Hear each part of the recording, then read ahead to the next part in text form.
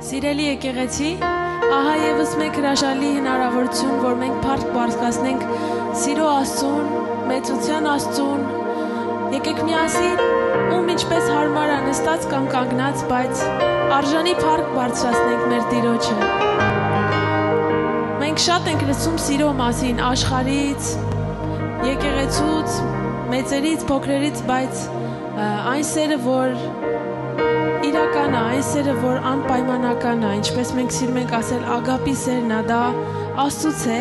ու Աստված բազմիցս անգամ ցույց է տվել մեր կյանքերում, թե ինչքան է իր սերը մեր վրա շատացել ամեն անգամ։ Ու շատերը ասում են, սերը զգացմունք է եւ նման բաներ, բայց ինչպես ես համը առել եմ Աստծո սիրու, դա Աստծո էությունն է, Աստծո որոշումն է մեզ սիրել, անկախ ամեն պայմաններից։ Ու ես միշտ խնդրում եմ, որ Աստված օգնի մեզ իր ժողովրդին սիրել իր նման։ Դա մեր էության մեջ չի մտնում, բայց քանի որ Աստված մեզ պատվաստել է, մենք պետք է ընդունենք այդ բնությունը Իրանից ու սիրենք անպայմանական Տիրոջ նման։ Ուստի եկեք այսօր երգենք Տիրոջ սիրո մասին ու մեծարենք մեր Տիրոջը։ Մենք շնորհակալ ենք քո սիրո համար։ Շնորհակալ ենք, որ մեզ առատաձեռնորեն ընձեռնել ես Տեր, քո սերը ճաշակել ամեն օր, ամեն բացվող արեգակով Տեր։ Մենք զգում ենք քո սերը ինչքան շատ է։ Տեր, շնորհակալ ենք քո սիրո համար։ Ու այսօր մենք կանգնած այստեղ քո առջև քեզ ենք երկրպագում քո մեծ սիրո համար։ Միասին երգենք։ Աստծո սերը մեծ է շատ, անսահման է ու Աստծո սերը մեծ հրաշք է, օգնում է մնալ կանգուն։ Աստծո սերը մեծ է շատ, անսահման է ու անհուն։ Աստծո սերը մեծ հրաշք է, օգնում է մնալ կանգուն։ Աստծո սերը մեր օգին է ջերմացնում։ Աստծո սերը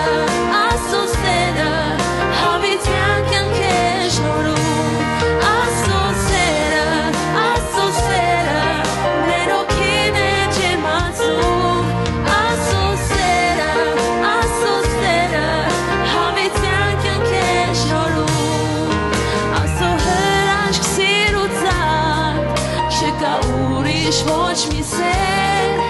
թե չլիներ Աստծո սերը, Հիսուս չէր իջնի խաչվեր, Աստծո հրաշք սիրուցակ, չկա ուրիշ ոչ մի սեր, թե չլիներ Աստծո սերը, Հիսուս չէր իջնի խաչվեր, փառքես Տեր, միասին բարձր երգենք Տիրոջ սիրուն, մեր հոգին է ջերմացնում։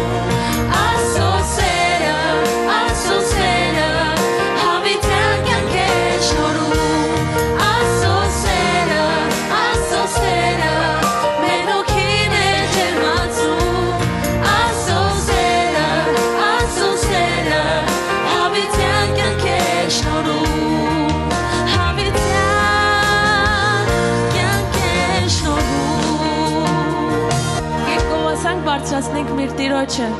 իր բոլոր հրաշքների համար։ Շնորհակալ ենք Տեր, շնորհակալ ենք քո ներկայության համար։ Շնորհակալ ենք, որ քո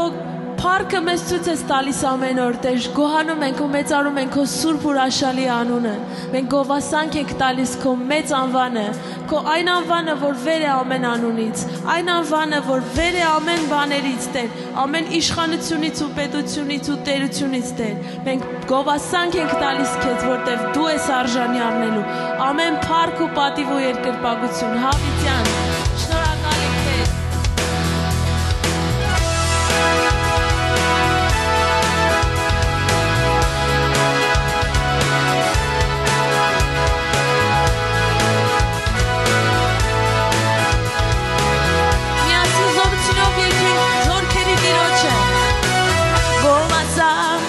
Տանք մեր Աստծուն, ամենքս միաբան մեծարենք նա, ամեն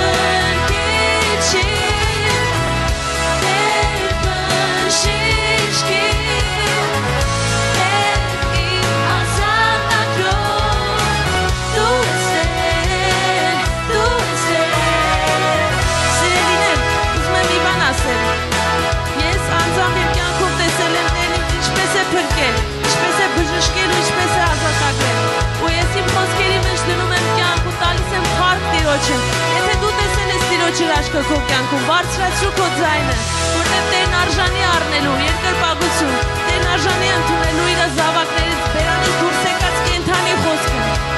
Տեր, մենք փառք ենք տալիս քեզ քո բոլոր գործերի համար, հրաշագործ Աստված, շնորհակալ ենք։ Նորից երգենք Տիրոջը։ Գովասանք, տանք մեր Աստծուն, ամենքս միաբան մեծարենք Նրան, ամեն փառք, տանք մեր Աստծուն։ Փառք հալելույա, երգում ենք քեզ, փառք քեզ հալելույա, դու Տեր ես մեր, ամեն փառք, տանք մեր Աստծուն։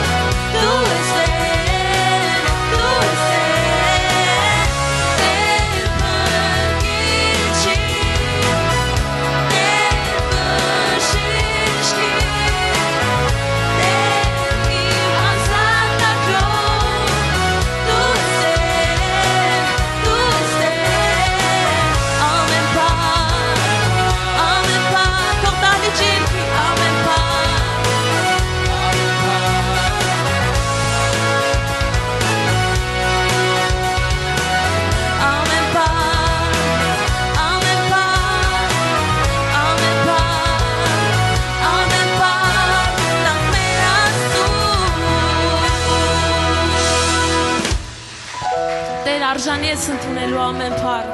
հավիտյան փառավորվի քո սուրբ անունը։ Սիրներ, լսենք մեր հայտարարությունները։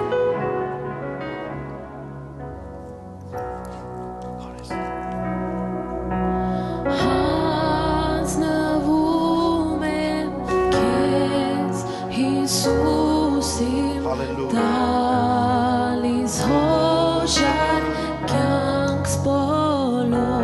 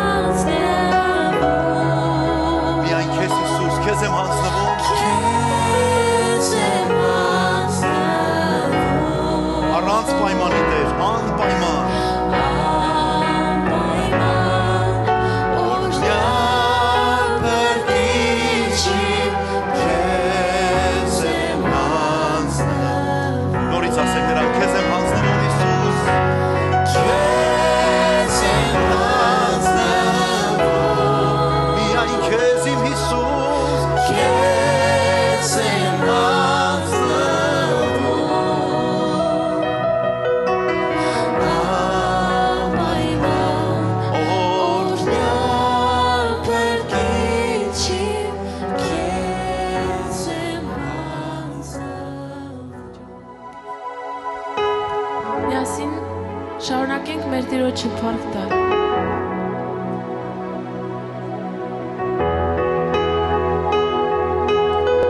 Տեր, մենք աղոթում ենք, որ մեզ աչքեր տաս, որոնք միշտ ուղղված կլինեն քեզ։ Սրտեր, որոնք միշտ կփափագեն միայն քեզ։ Մտքեր, որոնք կգան դեպի քո մտքերը, Տեր, կպարուրվեն քեզնով։ Ապագայի հետ կապված պլաններ, որոնք միայն քեզ հետ կապված կլինեն, Տեր։ Մենք խնդրում ենք, որ գաս և նվաճես մեր մեղավոր էությունը։ Գաս ու մեզ միաձուլես քեզ հետ, այնպես միաձուլես, որ էլ չկարողանանք երբեք քեզնից բաժանվել։ Սուրբ Աստված, մենք ինչքան ասենք շնորհակալ ենք, միևնույն է բավական չի,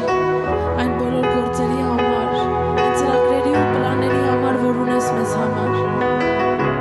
այն բոլոր գործերիդ համար, որ արդեն արել ես, մեր անձը լավ հասկացել է, թե դու ինչքան մեծ ես, որ չկա մեկը քեզ նման։ Տեր, օգնիր մեզ միշտ հիշել, միշտ հետևել քեզ, միշտ պահել քո խոսքը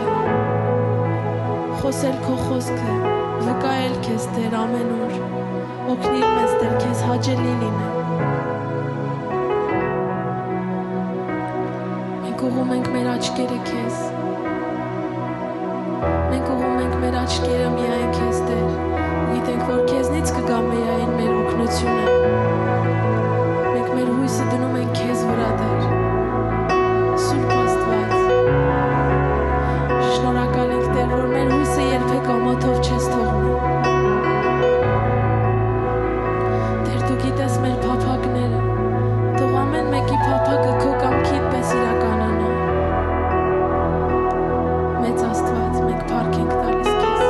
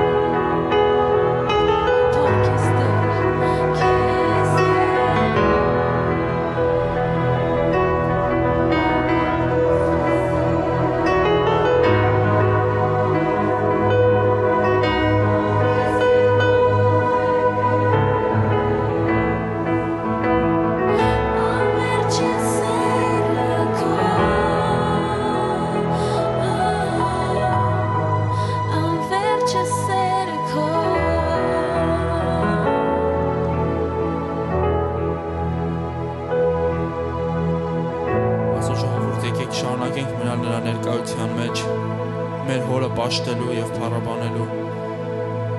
Եկեք տանք նրան ամբողջ փառքն ու պատիվը, որովհետեւ նա է միակ Աստվածը։ Շարունակիր աղոթել եւ տենչել նրան։ Շարունակիր շնորհակալություն հայտնել նրանից։ Մնա ներկայության մեջ։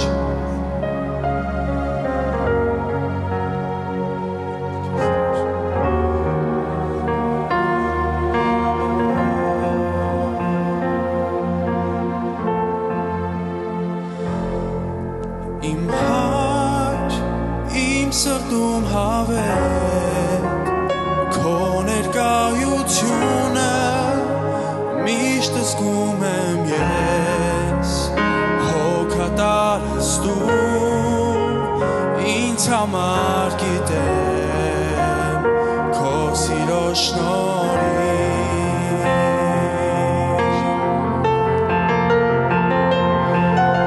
իմ հայր իմ սրտում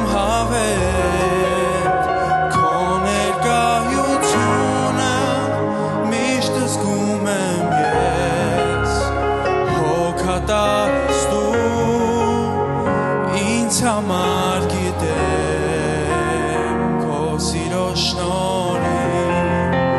քո սիրո շնորհիվ սիրում եմ քեզ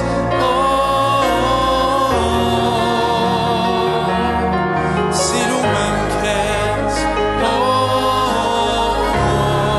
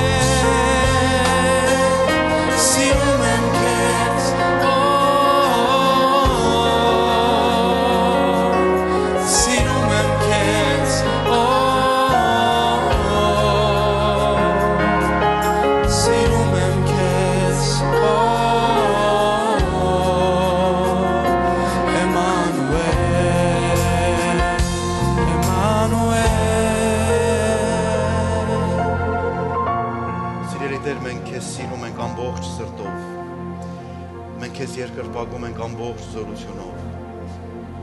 Մենք հավատում ենք, որ դու բնակվում ես այնտեղ, որտեղ քո զավակները լցված են երկրպագությամբ եւ գովաբանությամբ դեպի քեզ։ Շնորհակալ ենք, որ մեր ձեռքից բռնած տանում ես մեզ։ Շնորհակալ ենք, որ առաջնորդում ես։ Շնորհակալ ենք, որ ամեն վարքյան սիրում ես մեզ հետ լինել, որովհետև այստեղ լինելը մեզ համար երջանկություն է, որովհետև պիտի հանդիպենք քեզ, որովհետև պիտի խոսենք քո մասին, պիտի պատմենք քո հրաշքները, այն օրհնությունները, որոնք որ մեր կյանքերի մեջ արձակել ես, այն որ քո ծառաների միջոցով խոսել, գրել եւ ուղարկել ես մեզ, այն խոսքդ, որ հոգիդ մեր մեջ ներգործելով մեր մեջ կյանքի է վերածում։ Մենք շնորհակալ ենք քեզ, երախտապարտ ենք քեզ, Տեր։ Աղոթում ենք, որ այս հրաշալի օրը օրհնես։ Տեր Աստված մեր, փառավոր արա անունդ ամեն սուրբերիդ մեջ։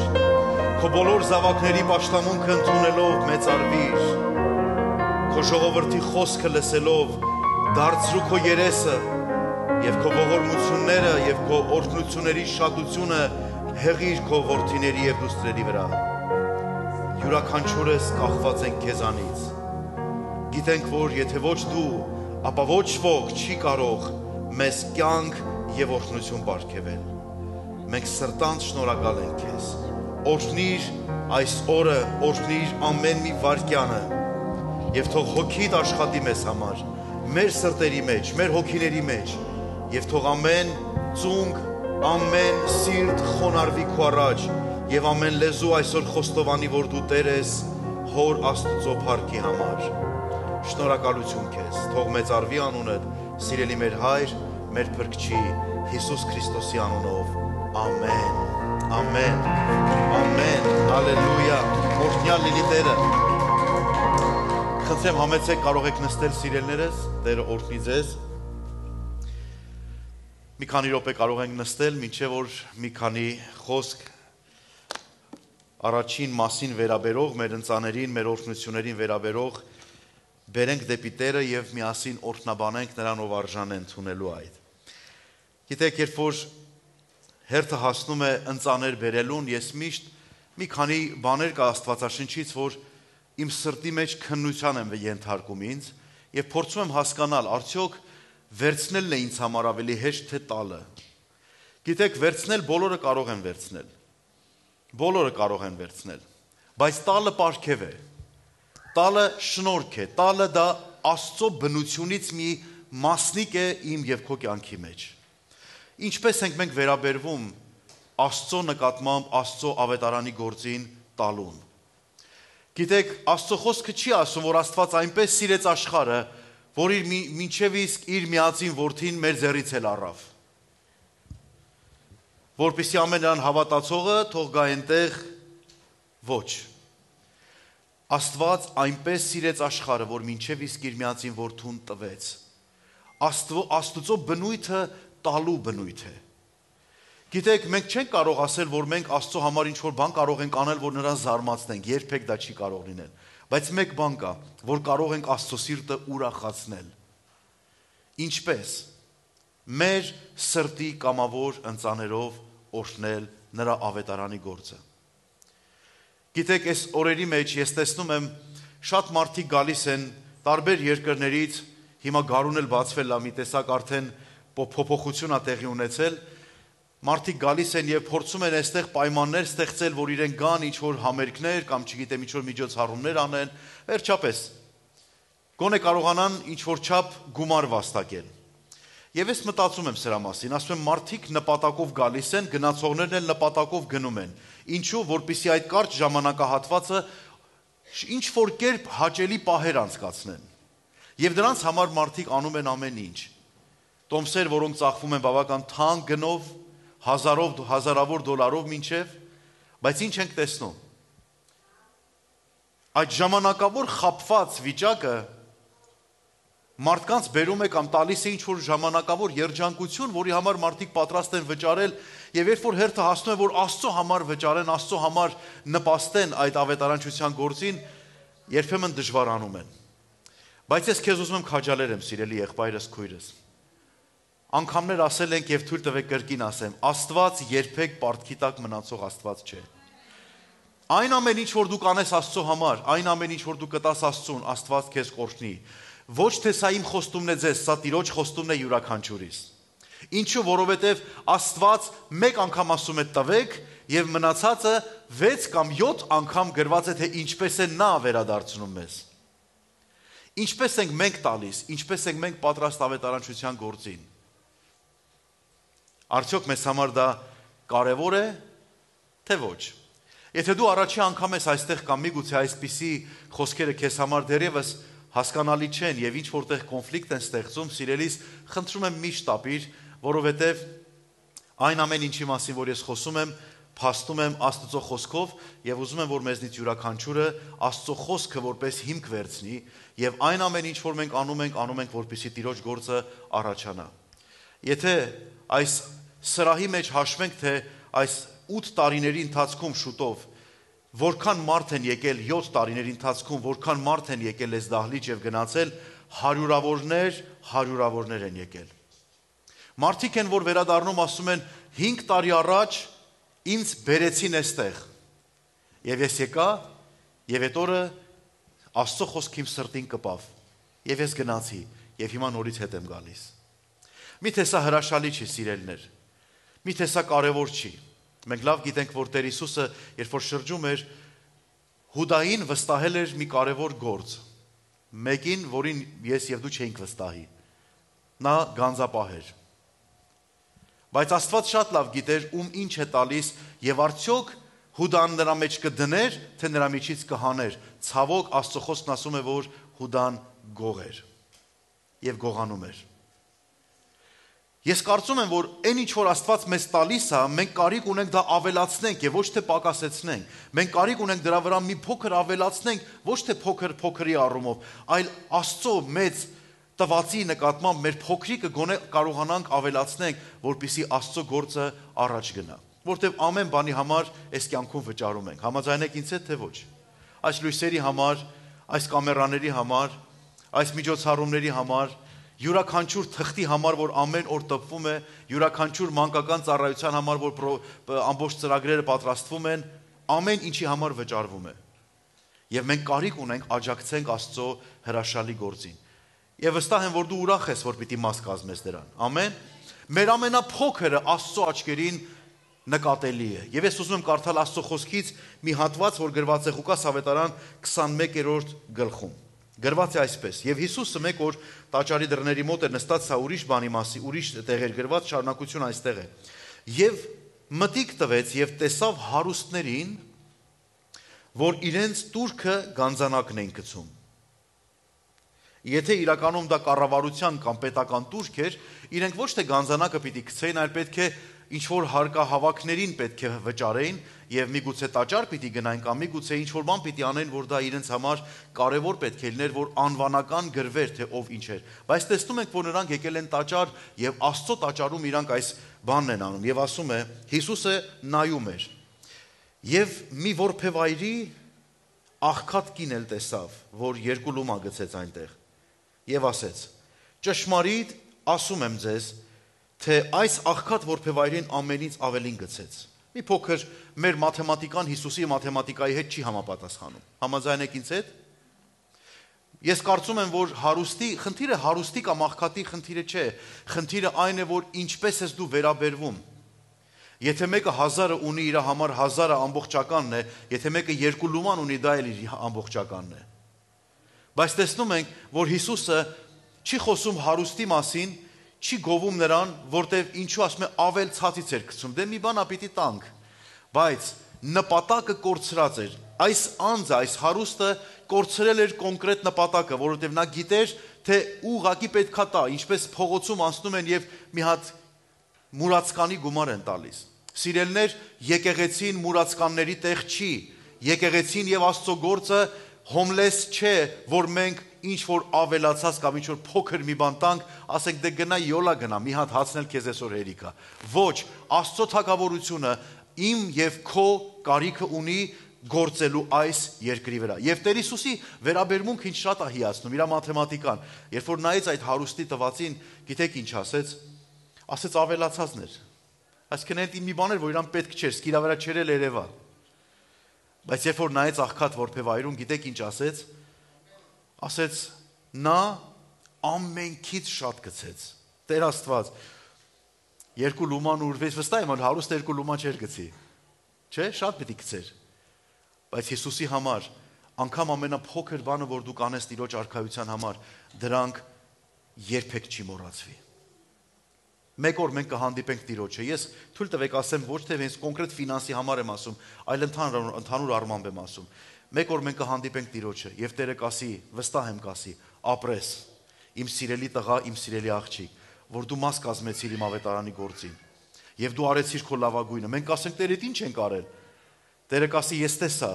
որ դու ինչ որ արեցիր, ոչ թե ավելացածի պես արեցիր, աննշանի պես արեցիր, այլ արեցիր դա ամբողջ քո սրտից։ Դու արեցիր կատարյալ նվիրումով, հասկանալով, որ իմ գործը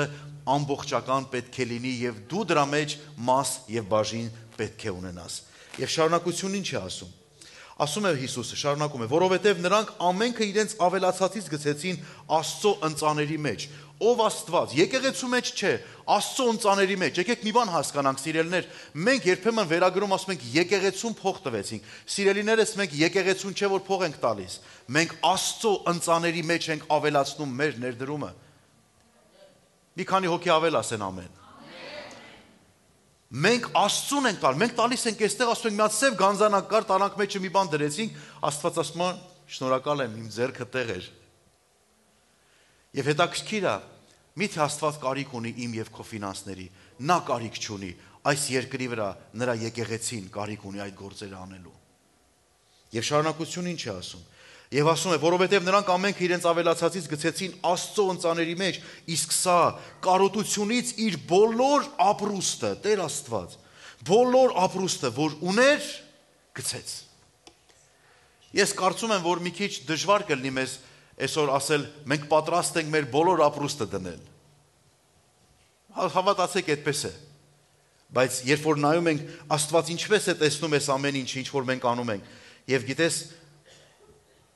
բոլորը նայում էին, գիտեք ինչին էին նայում, ասում էին, «Էս ինչ լավ է, որ sense լավ փողերը հավաքեն, որտեվ հեսա տաճար են կառուցելու, ինչ գեղեցիկ է»։ Լսեք, հաջորդ իսկ խոսքը այսպես է ասում։ Եվ երբ որ ոմանք ասում էին տաճարի համար, թե գեղեցիկ քարերով եւ նվերներով զարդարված է, մտածում են, որ ինչ որ գումարները հավաքվում, ապա քար եւ փայտ առնեն, չգիտեմ ինչ առնեն։ Բայց Հիսուսն ինչ է ասում։ Դուք կորցրել եք նպատակը,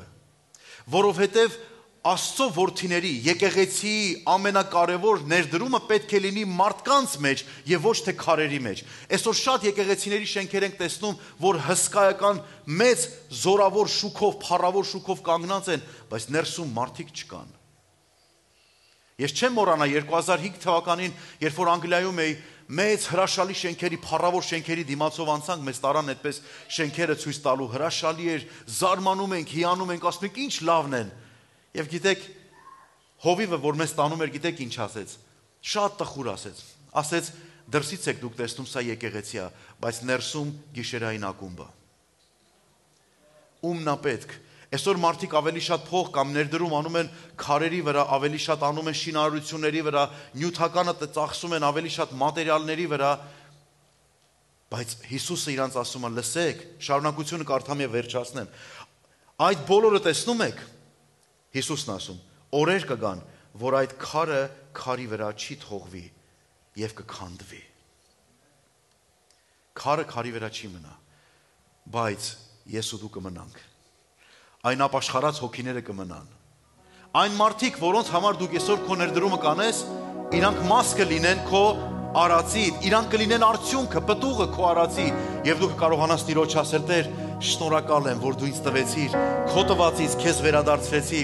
եւ այս մարդիկ, որոնց համար ավետարանի գործը կանգ չառավ, այս մարդիկ դարձան այն պտուղը, ինչը որ մի ժամանակ ես իմ փոքրը ցանեցի Աստծո գանձանակի մեջ։ Ամեն։ Ուրեմն սիրելիս, ես քեզ կոչ եմ անում եւ հրավիրում եմ պարզապես մեզ հետ միասին միաբանվելու Եվ Տիրոջը բերելու մեր ընծաները, մեր տասանորդները, մեր զոհաբերությունները, այն ինչ որ քո սրտի մեջ կա, այն որ գիտես որ դա մի հատ վերք կբուժի, մի հատ հարց կլուծի, ինչ որ մի բան կկարողանա, որ ասում են դարման լինի ինչ որ մեկի կյանքի համար։ Եվ այսօր եկեք միասին դա անենք եւ հետո պիտի աղոթենք։ Կխնդրեմ ամենքս կանգնենք Տիրոջ ներկայության մեջ եւ երկրպագությամբ դա անենք։ Օրհնենք Տիրոջ անունը։ Սիրելի մայրեր, սիրելի քույրեր, սիրելի կանայք, շնորհավորում ենք ձեզ միջազգային կանանց տոնի կապակցությամբ եւ սրտանց օրհնում ենք ձեզ բոլորիդ, յուրաքանչյուրիդ։ Մեր խնդրանքն է Աստծուն, որ Աստված օրհնի ձեզ եւ ձեր կյանքը լիացնի իր անուշ ներկայությամբ։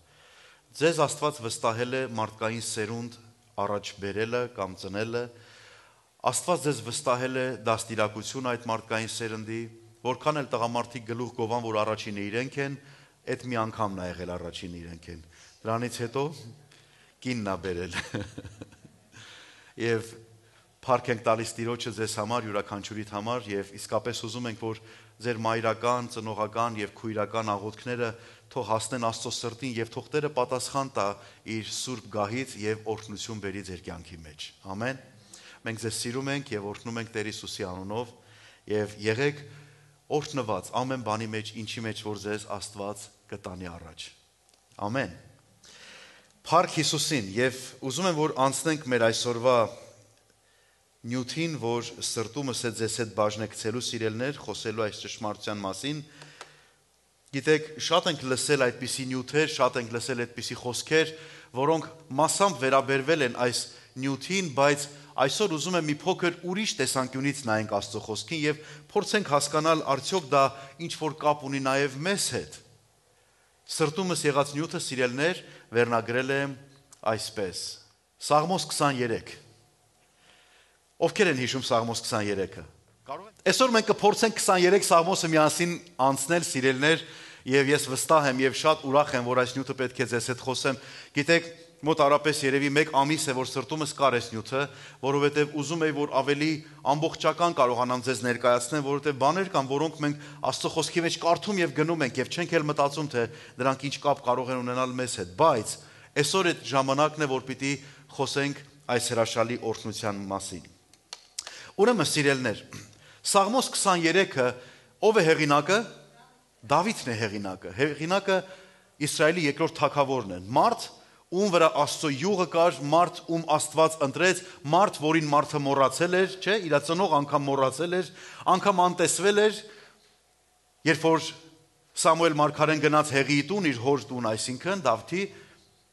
որդիներն եկան, շարվեցին եւ Սամուել մարգարեն ասեց, որ այստեղ չի, երբ մեկն էլ ունես։ Էլ չունես տղաք, ասա որտեղ է։ Վայ, մի մեկն էլ կա։ Ընդ գարի հոտ է գալի իր վրայից։ Դժվար թե քո ախորժակը էդի քաշի։ Մարգարեն ասեց կանչեք, թող գա։ Երբ որ եկավ, ասեց ահա Իսրայելի թագավորը, որին Աստված ընտրել է։ Ահա մի անձ, ով կարող է Իսրայելին իմ ժողովրդին առաջնորդել եւ նրա վրա յուղ լցրեց Սամուել մարգարեն եւ օծեց նրան, որը դարձավ թերևս պատմության մեջ ամենաազդեցիկ թագավորներից մեկը։ Ամեն։ Եվ սիրելներ, պիտի ասեմ, որ այս Սաղմոսը իր ամբողջ բովանդակությամբ չի գրվել բազկաթոռին նստած կամ բազմոցին թիկնած, այս Սաղմոսը գրվել է նեղությունների մեջ, այս Սաղմոսը գրվել է այն ժամանակ, երբ որ Դավթի կյանքում շատ քաոսային վիճակ էր։ Չգիտեմ, դուք երբեմն ունենում եք քաոսային վիճակ ձեր կյանքի մեջ, անկանոն, դերևս ասենց ամեն բան ասես կարծես տակնու վրա է, ձեզ մոտ էլ է լինում։ Բոլորիս մոտ կարող է լինել, բայց ինչա ծնվում մեր այդ նեղություններից։ Գիտեք, Սաղմոսները ծնվում են Աստծուն ճանաչողությունից, Աստծո հետ փոխհարաբերությունից, եւ Դավիթը ճանաչելով ճշմարտությունը, իմանալով կենթանի Աստծո մասին, նա կարող էր բնութագրել այն, ինչ որ ինքը փորձառաբար ապրել էր, չէ որ ինքն էլ հովիվ էր։ Եվ երբ որ տեսնում ենք իր պատմության մեջ, ինչ ենք հասկանում, որ Դավիթը որոշ բաներ նմանեցնում է իրեն, չէ՞։ Երբ որ Գողիաթի հետ պիտի պատերազմեր Դավիթը, ինչ արեց, ասեց ով է այս անթլպատ փղշտացին, որ դեմ դուրս գա եւ խոսի եւ հայհոյի Իսրայելի Աստծուն։ Եվ երբ որ Աստին չէ, ինքը հսկա է, ինքը այս է անը, ասեց լսեք, ես նրանց այդ շների պես կսարքեմ, այդ որ Աստված, այն Աստվածը, որը ինձ զորություն տվեց արյուծների ու գիշատիչների բերանից գառներին հետ վերցնեմ, այդ Աստվածը նրան իմ ձեռքը կմատնի։ Այսինքն նա հասկանում էր Հովվի հոգեբանությունը, նա հասկանում էր, ճանաչում էր ինչպիսին կարող է լինի իրական հովիվը։ Եվ այս Սաղմոսը կարծես գրվել է զուգահեռ այն Սաղմոսի, որը Եսայի 40 գլխի մեջ խոսվում է նաև մի հովվի մասին, որը կարծես թե ապագայում նշում էր կամ խորհրդանշում էր նրանից հետո եկող Մեսիայի մասին։ Եկեք նայենք Եսայի մարգարեություն 40 գլխի մեջ այսպես է ասում 11 համարը. նա հովվի նման հովվելու է իր հոտին, իր բազուկի վրա է ժողովելու գառնուկներին եւ իր գրկում կրելու է նրանց եւ կամած քշելու է կերակրող ոչխարներին։ Ասում է, որ հովվի նման հովվելու է իր հոտին եւ իր ձեռքերի վրա կվերցնի, իր բազուկների մեջ կվերցնի նրան։ Իր ժողովրդի համար Աստված այսպիսի հոգատարություն ցուցաբերող Աստված է։ Երբեմն մեզ թվում է, թե Աստվածի ձեռքերը լվացել մի կողմ է գնացել, եւ երբեմն ես տեսել եմ մարդկանց, ովքեր որ ունեցել են այդպիսի խնդիրներ, մեղքի մեջ ընկնելով, դժվարությունների մեջ ընկնելով, հետո չեն կարողացել վերականգնում ունենալ, ինչու որտեղ մտածել են Աստված իրենց դեմ է աշխատում, բայց այդպես չէ։ Գիտեք, որ գառները համարվում են ամենահեշտ մոլորվող կենդանիները։ Գիտեք, ամենահեշտ մոլորվող կենդանիները։ Եվ նույնիսկ գառների մասին թույլ տվեք մի բան ասեմ ձեզ, գիտեք, որ իրենք որևէ վակցին չեն ընդունում, իրենց մաշկը, իրենց մարմինը չի ընդունում որևէ վակցին։ Ոչ մի սրսկում նրանց չկա, որ իրանք սրսկեն, իրանք ավելի լավ լինեն։ Սրսկեցին մահանում են, սատկում են։ Բայց գիտեք, գառները ունեն այդպիսի հատկություն, որ իրանք ամբողջապես կախված են, հանձնված են հովվին։ Եվ գիտեք զարմանալին որն է, գառները մեկ թերություն ունեն, որտեղից սկսում է իրենց պատմությունը, իրենց ամենամեծ խնդիրները։ Գառների ուղեղը ворցնում է։ Ճիճու է լինում իրանց ուղեղի մեջ։ Եթե փորձենք սա մի փոքր ավելի հոգևոր մտածելակերպի մեջ տեղավորենք, կդառնա այսպիսի բան, որ քրիստոնյաները որպես Աստծո որդիներ, Աստծո գառնուկներ, ամեն բան սկսվում է ստեղից։ Երբ որ ստեղը սկսում է ճիճու աշխատել, փչացնում է մեր կենցաղավարությունը, փչացնում է մեր քրիստոնեական բարքերն ու վարքերը, փչացնում է մեր հավատքը, մեր նվիրումը, մեր ընծայումը, ամեն բան փչացնում է։ Բայց սիրելիներս, որpիսի մենք կարողանանք ավելի խորը հասկանանք այս ճշմարտությունը, թույլ տվեք արագ պետք է անցնեմ։ Գիտեք, որ հին ժամանակներում Մերձավոր Արևելքում եւ Երուսաղեմում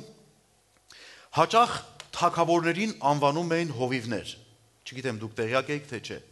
Հովիվներ, այսինքն իրենց հոտը, իրենց ժողովրդին հովվում էին, եւ այդպես էր իրանց անունը։ Կարծես թե իրանք ասում են ով է այս բանի երկրի հովիվը, եւ ասում են օրինակ այսինչ թագավորն էր։ Եվ այս Սաղմոսը կարծես բնութագրում է մեր Տեր Հիսուս Քրիստոսին որպես եւ թագավոր եւ որպես հովիվ։ Ամեն։ Տեսնում ենք, որ իրականում միայն այն գերիշխան անձը կարող է այսպիսի զորությունով գործել։ Հովանու ավետարանում 10-րդ գլխի մեջ մենք կարդում ենք Տեր Հիսուսն ասեց. Ես եմ բարի հովիվը, եւ բարի հովիվը իր անձը դնում է ոչխարների համար։ Եվ 14 համարը. Ես եմ բարի հովիվը, եւ ես իմիններին ճանաչում եմ եւ իմիններից էլ ճանաչվում եմ։ Հալելույա։ Սա կարծես երկկողմանի ճանաչողություն է, երկկողմանի գիտակցություն, երկկողմանի ընդունելություն։ Քանիսներս կարող ենք ասել, որ Աստծուն ճանաչում ենք։ Մի ամաչեք, մի վատ զգացեք։ Հիմա ես չեմ բարձրացնում, դրա համար դուք չեք բարձրացնում։ Ճանաչում ենք Աստծուն, ամեն։ Բայց գիտեք հետաքրքիրը որն է, ասում է ոչ թե միայն այն, որ մենք ճանաչեցինք Աստծուն, այլ կարևոր է, որ Աստված մեզ ճանաչեց։ Որովհետև ես ճանաչեմ Աստծուն, սա ուրիշ բան է, բայց որ Աստված ինձ ճանաչում է, լրիվ ուրիշ բան է։ Աստված քեզ ճանաչում է։ Նա լավ գիտի քո կյանքը, նա լավ գիտի քո ապրուստը, նա լավ գիտի քո խնդիրդ, անցումդ ինչերի մեջ է, սիրելներ։ Եվ ուզում եմ սիրելներ ասել, որ այս մարգարեությունները, որոնք կատարվում են, Տերը ինքը հովիվ կդառնար իր ժողովրդի համար։ Այս բոլոր մարգարեությունները պետք է բերեր եւ հանդիպեցներ մեզ մեր սիրելի Փրկչի Տեր Հիսուսի հետ։ Եկեք քայլ առ քայլ գնանք, որովհետեւ բավական համարներ պիտի կարդամ, ուզում եմ որ արագ անցնեմ։ Սաղմոս 23 առաջին խոսքը. Տերն է իմ հովիվը եւ ես կարոտություն չեմ ունենա։ Սիրելներս, այստեղ կան ճշմարտություններ շատ խորը։ Երբ որ ճանաչողություն ունես Աստծուն, դու կարող ես նրա հետ վերաբերվել արժանավայել կերպով։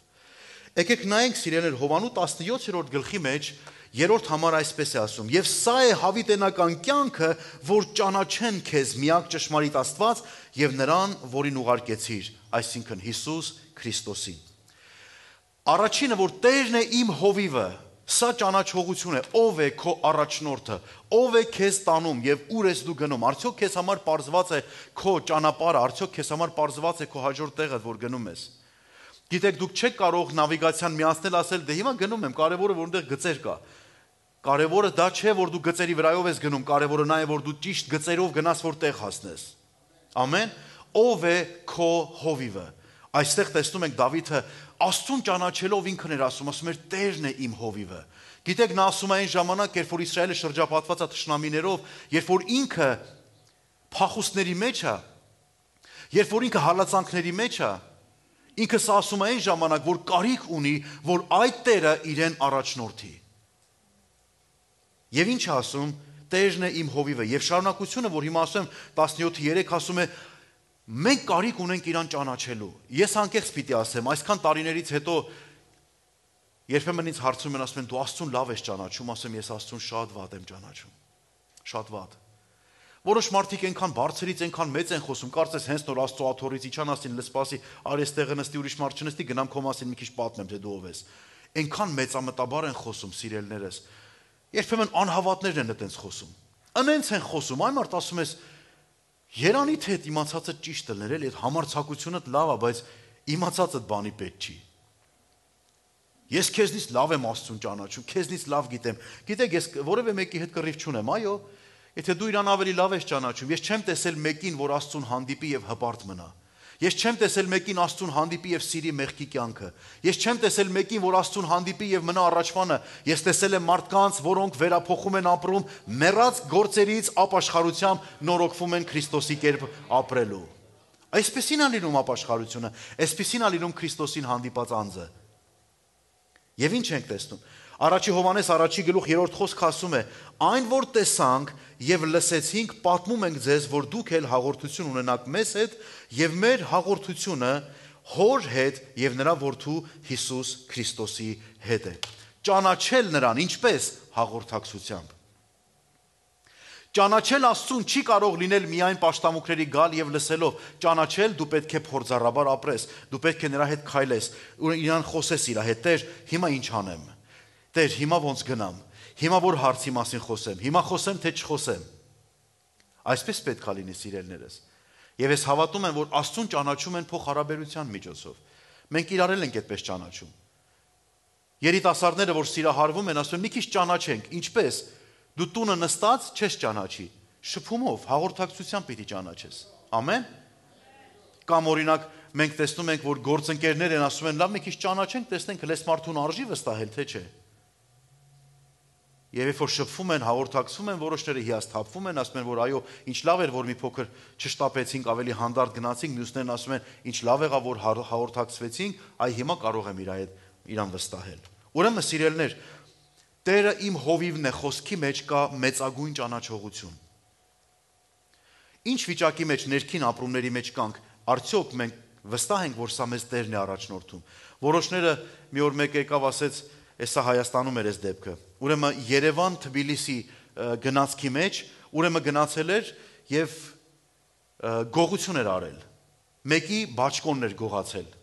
Կաշվից բաճկոնը գողացել էր։ Եվ երբ որ եկել էր, գիտեք ինչ էր ասում։ Այս մի երկու անգամ եկել էր հավաքույթի, գիտեր թե արդեն ինքը սուրբ է եւ Աստված ինչ որ ելնում է հաջողություն է տալի։ Եկավ ասեց աղբեր ասեց մեկի հակը կուրտկա տեսա, կներեք բառս բաճկոն տեսա, կաշվից,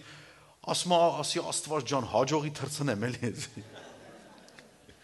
Ու գիտեք ինչ է ասում։ Ասում հաջողվա Աստված հաջողություն տվեց այդ բաճկոնը թրցրի։ Ես հավատում եմ սիրելներ, որ Աստված այդպիսի բաներ չի անում։ Չի կարող այդպես լինել։ Եվ մենք կարիք ունենք ճիշտը հասկանանք, ով է մեզ դրթում մնալ ատելության մեջ, ով է մեզ դրթում, ով է մեզ առաջնորդում, ասի, այ մի հատ ասես 11-ն էլ դու ասա, մի հատ քեզ արես 20-ն էլ դու արա, ոտը տրորեց, արդեն գիտեք, գլուխը տրորի, ով է ասում, մնա խռով իրա հետ, իրան տես բարև մի տուր, անենց արա, որ մուխը մոլորվի, տատիս էր ասում, Չգիտեմ էդի որն է, մուխը ոնց են մոլորում, ես չգիտեմ։ Երկրի վրա էլ չի որ հարցնեմ։ Ուրեմն ճանաչողություն։ Սա է հավիտենական կյանքը, որ ճանաչեն միակ ճշմարիտ Աստծուն։ Քո հավիտենական կյանքը առանց ճանաչողության չի կարող իրականանալ։ Դու չես կարող գնալ ինչ-որ մեկի տուն, դու կարող ես գնալ քո հոր տուն։ Դու չես կարող ուղղակի մահանալ եւ վերջ, ու չգիտես, այնտեղ երևի մի հատ գնացք կա։ Դու պետք է կոնկրետ ստեղ նստես այդ գնացքը, որը կոնկրետ քեզ կտանի դեպի հավիտենական հոր գիրկը։ Ամեն։ Ուրեմն ես ու դու որքան կարիք ունենք Աստծուն ճանաչելու, եթե դու մի բան գիտես Աստծո մասին, իմացիր, որ դու շատից քիչը գիտես։ Եթե մի բան խոսում ես, շատից քիչն ես խոսում։ Ոչ ոք դեռևս չի կարողացել Աստծուն ամբողջապես հասկանա, ամբողջապես նկարագրի։ Երբ որ առաքյալը համբարձվեց երկինք, ասում է անպատմելի բաներ տեսա, որ մարդս արժանի չի, բառ չի գտնում, որ կարողանա նկարագրել եւ խոսել։ Բայց մենք մեծ նկարագիր ենք տալիս, Աստված էսպես է, այնպես է, այնպես է, չէ՞։ Եկեք մի բան հասկանանք, սիրելներ, մենք ճանաչողության ճանապարհին ենք։ Երբ հասնենք այնտեղ, այն ժամանակ նոր իրան կտեսնենք ինչպես որ է։ Եվ այնտեղ դուք կարիք չեք ունենա որևէ մեկի հայտնության, Քրիստոսը, Հայրը, Սուրբ Հոգին, իրենք ինքը իր անձը քեզ հայտնի կանի։ Երբ որ դու գաս ուզենաս ասես Տեր, օրինակ դու ինչ կմտածես այս մասին, կարիք չկա որ որևէ եղբայր քեզ առաջնորդի, նա ինքն իրեն կխոսի քեզ։ Ամեն։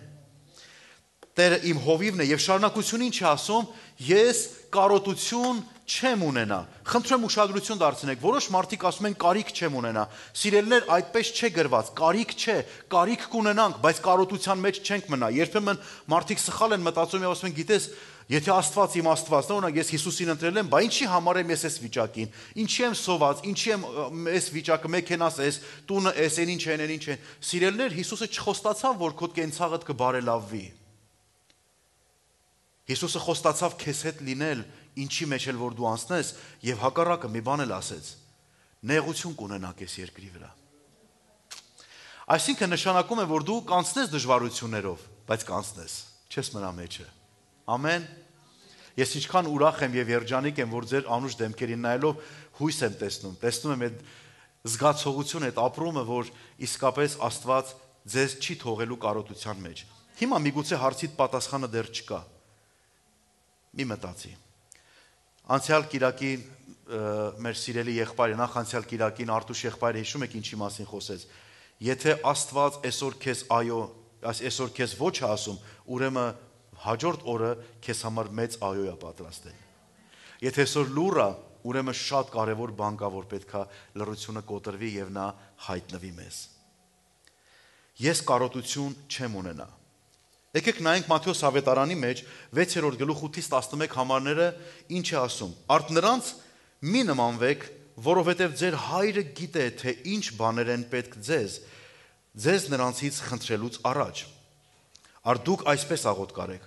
Հայր մեր, որ երկնքում ես, սուրբ լինի քո անունը, գա քո արքայությունը, լինի քո կամքը, ինչպես երկնքում, այնպես երկրի վրա, մեր ամենօրյա հացը տուր մեզ այսօր։ Հետաքրքիր է, որ մենք երբ որ ասում ենք կարոտություն չեմ ունենա, սա նշանակում է, որ ես ոչ թե պրոբլեմ չեմ ունենա, այլ պրոբլեմից կանցնեմ, մինչև որ Աստծո պատասխանը ինձ համար հայտնի լինի։ Եվ ասում է, որ Աստված մեզ գիտի մեր ժամանակը, երբ մեզ օրհնի։ Եթե դու ուզենաս քեզ օրհնես, վստահ եմ, որ պիտի շփոթության մատնվես, բայց Աստված երբ որ սկսեց օրհնել, նա իր փառքի համար դա կանի։ Հալելույա։ Ուրեմն ինչ է ասում։ Ուրեմն ասում է ձեր հայրը գիտե նախքան ձեր խնդրելը, թե ինչ է ձեզ պետք։ Դու որ կանգնում ես Աստծուն, ասում ես չգիտեմ ոնց ասեմ, ինչ ասեմ, ինչի մասին ասեմ, Աստված ասում է խոսի։ Բայց ես գիտեմ։ Դու խոսի։ Դու ասա, բայց ես գիտեմ։ Եվ Աստծուն պետք է վստահել հենց այդպես սիրելներս, Տեր, դու գիտես։ Պետք չի Աստծո հետ կռիվ անել։ Երբեմն մենք շատ մտերմիկ ենք վարվում, այո, բան չունեմ ասելու, չեմ մեղադրում, դա նորմալ է նույնիսկ, երբ որ հայր ու որդի կռիվ են անում։ Ասում են երկու եղբայր իրար հետ կռիվ են անում, մի օր Սատանան գալիս ասում, այ լավ ես անում, մի հատ էլ երկու հատ էլ ավել ասա, քիչ ասիր, մի քիչ ավելի խիստ ասա, այս մարդը այս եղբայրը թեքվում ասում է, լավ, ես ու աղբերս կռիվ ենք անում, դու մեր մեջ ինչ գործ ունես։ Երբեմն այո, պետք է սատանային դուրս հանել այդ արանքից, հերու տղա կամ հերու աղջիկ էլ կռիվ անել նորմալ է։ Հասկանում եք ինչ նկատի ունեմ, չէ՞։ Ասում եք քո արքայությունը գալ լինի քո կամքը, ինչպես երկնքում է, այնպես երկրի վրա, եւ մեր ամեն օրվա հացը տուր մեզ այսօր։ Այս մասը, սրա մասին ես բավական խոսել եմ, մեր ամեն օրվա հացը տուր մեզ այսօր։ Այսինքն, այն հացը, որ դու մեր ամեն օրվա համար նախատեսել ես մեզ, այսօրվա բաժինս տուր ինձ։ Ամեն օրվա դու պատկերացնում եք, եթե Աստված ուզենա քո կյանքի ամբողջ օրվա հացերը մի օրում տա քեզ, ինչ ես անելու։ Վաղը պիտի տանես թափես։ Ճիշտ եմ ասում, թե չէ։ Որտեվ խելացի չի։ Բայց Հիսուսն ինչ է ասում, այն հացը, որ իմ ամբողջ կյանքի ընթացքում դու որոշել ես ինձ օրհնես, այսօրվա իմ բաժինը տուր ինձ, այսօրվա ինձ կշտացնելու համար քո օրհնությունները բացիր ինձ համար։ Առակաց 38 եւ 9 համարներ ասում է. «Ունայն եւ սուտ խոսքերը հեռացրու ինձանից, աղքատություն կամ հարստություն ինձ մի տուր։ Ինձ համար որոշված հացովը կերակրիր ինձ»։ Այսինքն դու ինչ որոշել ես ինձ տաս, դա տուր ինձ, դրանով կերակրի ինձ։ Չլինի որ կշտանամ, քեզ ուրանամ եւ ասեմ ով է Տերը, եւ չլինի որ չքավորանամ եւ գողանամ եւ զուր հիշեմ իմ Աստծո անունը։ Ուրեմն որքան կարևոր է, չէ՞ սիրելիներս։ Մենք կարոտություն չենք ունենա։ Գիտեք ինչու, որտեղ վստահում ենք նրան, որ գիտի մեր կարիքը եւ գիտի մեր կարոտության ժամանակները։ Ինքը կարող է մատակարարել մեզ, սիրելիներ։ Աստված մատակարարող Աստված է։ Ամեն։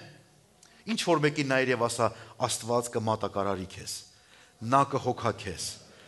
դեմքդ փոխի, հաստատ կայցելի քեզ, նա կտա քեզ, ինչ որ քո կարիքն է։ Հալելույա։ Մի մտածեք, նա բարի հայր է, սիրելիներս։ Հաջորդը 23-ի երկրորդ խոսքը ինչ է ասում։ Ասում է նա կանաչ տեղերում հանգստացնում է ինձ։ Աստված հանգստության խոստում ունի ինձ եւ քեզ համար։ Գիտեք, կանաչ արոտավայրերը, սիրելիներս, այն հարուստ արոտավայրերն են, խոտածածկ տեղերն են, որտեղ այդ մարգագետիններն են, որտեղ հովիվները իրենց գառներին տանում էին։ Ինձ եւ քեզ համար որքան կարևոր է, որ մենք իմանանք, որ Աստված մեզ չորությունների մեջ չի տանում։ Աստված մեզ տանում է արոտավայրերի մեջ։ Եվ ցանկացած արոտավայր ինձ եւ քեզ համար միանշանակ օրհնություն է, սիրելիներս։ Եվ Առակաց գրքի մեջ, երբ որ կարդում ենք առաջի գլուխ 29-ից 33 համարներն ասում է, որովհետև գիտությունը ատեցին եւ Տիրոջ վախը չընտրեցին, իմ խորհուրդը չուզեցին, իմ բոլոր հանդիմանությունները անարգեցին, ուրեմն նրանք իրենց ճանապարհի պտղից կուտեն եւ իրենց խորհուրդներից կշտանան, որովհետև անմիտների խոստումը նրանց պիտի սպանի եւ հիմարների անհոգությունը պիտի կորցնի նրանց, բայց ինձ լսողը ապահով կբնակվի եւ հանդարտ կլինի չարիքի վախից։ Ինձ լսողը հանդարտ կլինի չարիքի վախից էլ ապահովված կլինի։ Աստված ինձ ու քեզ վտանգավոր տեղեր չի տանում, նա տանում է ապահով ու հանդարտ տեղեր։ Ես չեմ կարծում որևէ մեկս կարող ենք ասել Աստված ինձ մղեց, որ ես գնամ ես կռիվ ես, ղալմաղալես բաներն անեմ։ Միշտ ավելի շատ ես լսել եմ եւ միշտ եմ այդ բանը լսել, որ ասում են Աստված ինձ խաղաղություն տվեց։ Վստահ եմ ձեր մոտ էլ այդպես եղել։ Ամեն։ Նա տանում է կանաչ արոտավայրեր, թարմություն, միշտ նորություն։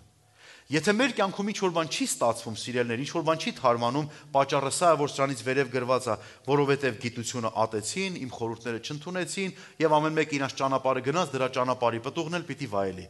Ինքը իր ուզածին կհասնի իր չորություններով։ Հաջորդը, սիրելիներս, ասում է, եւ հանդարտ ջրերի մոտ տանում է ինձ։ Ինչու է գառներին պետք տանել հանդարտ ջրերի մոտ։ Գիտեք, որովհետև գառները շատ վտանգավոր է, իրանց բուրդը, երբ որ իրանք մտնում են ջրի մեջ, իրանց բուրդը ծանրանում է իրանց քաշից ավելի եւ իրանք հնարավոր է խեղդվեն։ Եվ նրանց խեղդվելու կամ սատկելու հավանականությունը շատ մեծ է։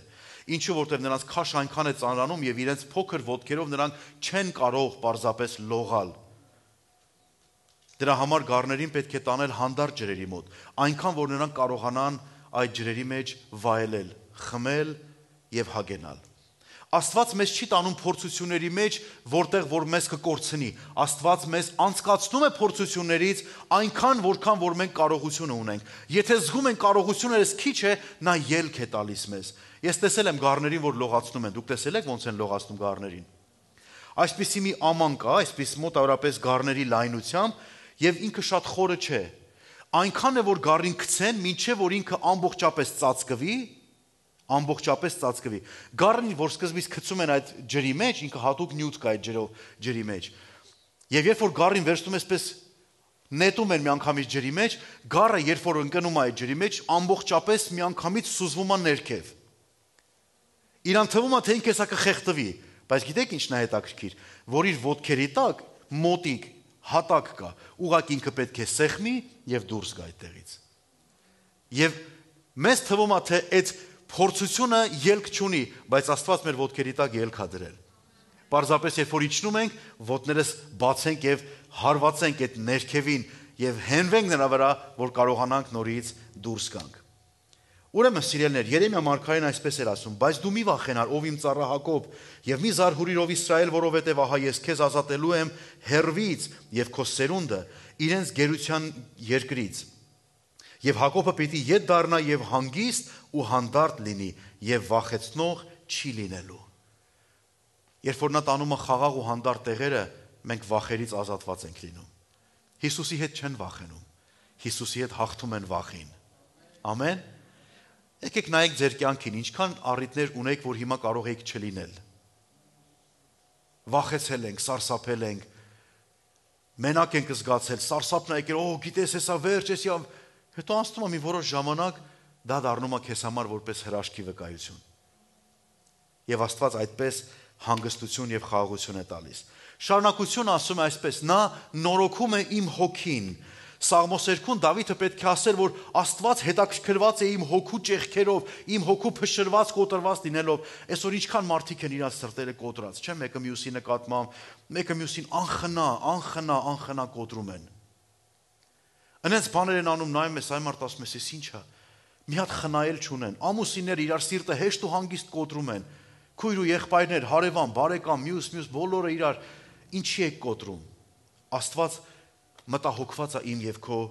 ներքնաշխարհով։ Ամեն։ Աստված գիտի, որտեղ ես դու կոտրվել։ Աստված գիտի ինչը տա պակաս եղել, ինչն է ճեղքվել եւ ինչն է քո խնդրեմը լինելու, դրա համար ինքը պատրաստ է նորոգելու մեր հոգիները։ Նա պատրաստ է վերականգնելու մեր հոգին։ Ամոս մարգարեության մեջ այսպես է ասում 9-րդ գլուխ 11 համարը. «Այն օրը պիտի կանգնեցնեմ Դավթի ընկած խորանը եւ պիտի նորոգեմ նրա պատրվածքները, պիտի կանգնեցնեմ նրա քանդվածները եւ նրան պիտի շինեմ, ինչպես վաղեմի օրերում»։ Նորից պիտի վերաշինեմ, նորից պիտի կարգադրություն անեմ, նորից պետք է ամեն բան բերեմ իր իսկական տեսքին, այսպիսին Աստծո խոստումը ինձ ու քեզ համար, սիրելիներս։ Պատրաստ ենք Աստծո ձեռքերի մեջ մեզ հանձնենք, Տեր, իմ հոգին գիտես որտեղ է կոտրվել։ Ամեն անգամ այս խնդրին անդրադառնալուց սիրտս ճմլվում է։ Այն բանն ասում էր, Դավիթն ասում էր, որ իմ նվաղում է իմ հոգին իմ մեջ։ Մենք շատ անգամ ենք այդպես լինում, բայց եկեք մի բան իմանանք, սիրելիներ, մեր բարի հովիվը մտահոգված է իմ եւ քո ներաշխարհով։ Պարզապես մենք կարող ենք Տիրոջ ասել, Տեր, նորոգիր իմ հոգին։ Նորոգիր ինձ։ Մի բան ճիշտ չի աշխատում։ Նորոգել նշանակում է, որ ոչ թե ստեղծագործել, այլ մի բան, որ կոտրվել է, մի բան, որ չի աշխատում, Աստված սկսում է դրանք վերականգնել եւ նորից բերել իր ֆունկցիայի մեջ։ Ամեն։ Եվ Սաղմոս 51:10 ինչ է ասում. «Սուրբ սիրտ ստեղծիր ինձանում, ով Աստված, եւ ուղիղ հոգի նորոգիր իմ ներսում»։ Ուղիղ հոգի, ծուռ հոգին երբեք ոչ մեկի պետք չի եկել այսքան ժամանակ։ Դուք կուզեք ունենաք լիքը ընկերներ, բոլորն էլ ծուռ հոգիով։ Եվ ընկերներ են շատ ունեք։ Ումն է պետք ծուռ հոգիով ընկերը։ Ումն է պետք մարդ, որը որ իր ծռության մեջ քեզ կքաշի եւ քեզ կկործանի եւ դու հետ կդառնաս ու կտեսնես, որ ամենակարևոր տեղերում դու մենակ մնացիր։ Պետք չի։ Ավելի լավ է ունենալ մեկ լավ ընկեր, քան 1000 ծուռ հոգի մարդ ընկերներ, չէ՞։ Սրա համար Դավիթի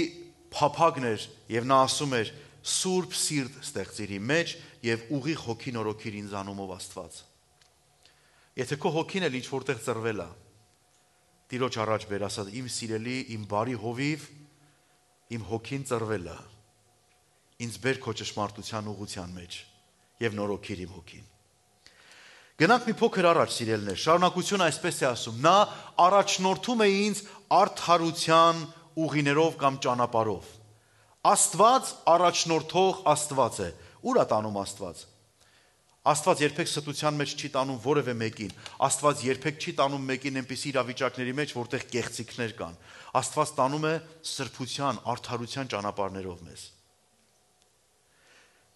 Որ արդարության մասին է խոսքը։ Միթե մենք մարդիկս մենք մեզնով կարող ենք արդար լինել։ Ոչ եւ ելի ոչ։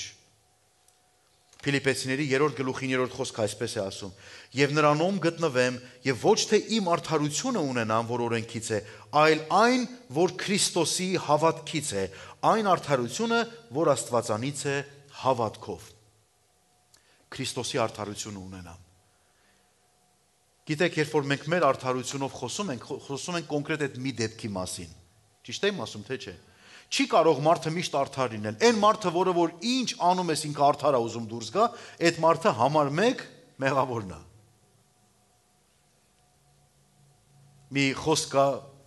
Պարսկաստանում են այս խոսքը ասում։ Ասում են, երբ որ մեկը քեզ մի անգամ ասի էշ,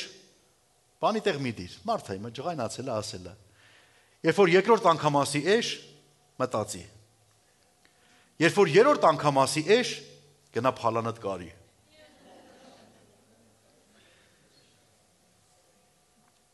Մենք չենք կարող միշտ արդար լինել։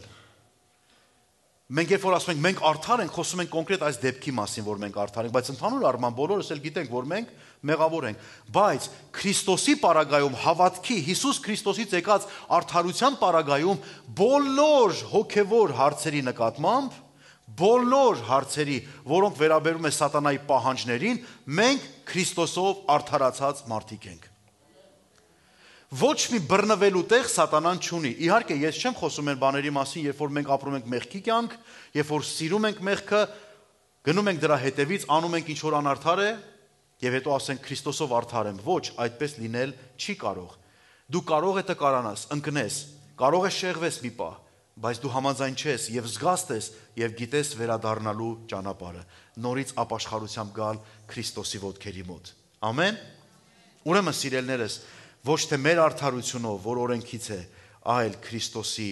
արդարությունով, որ հավատքից է։ Ուրեմն Աստված մեզ առաջնորդում է Քրիստոսի արդարության մեջ։ Նա հարություն առավ, որպեսզի ինձ ու քեզ արդարացնի, եւ մենք կարիք ունենք Քրիստոսի հարությամբ, զորությամբ քայլել։ Հաջորդ բանը, որ ասում է, այս ամենը նա անում է իր անվան համար։ Գիտեք, մենք միշտ ասում ենք, օրինակ, չէ, եթե մեկին ուզում ենք, որ գործարքի մեջ լինենք իրար հետ, ուզում ենք, որ այդ ամեն ինչի վերջում շահի այն ընդհանուր շահը, որի համար մենք համաձայնվեցինք, որ դա լինի։ Ցանկացած բան այդպես է։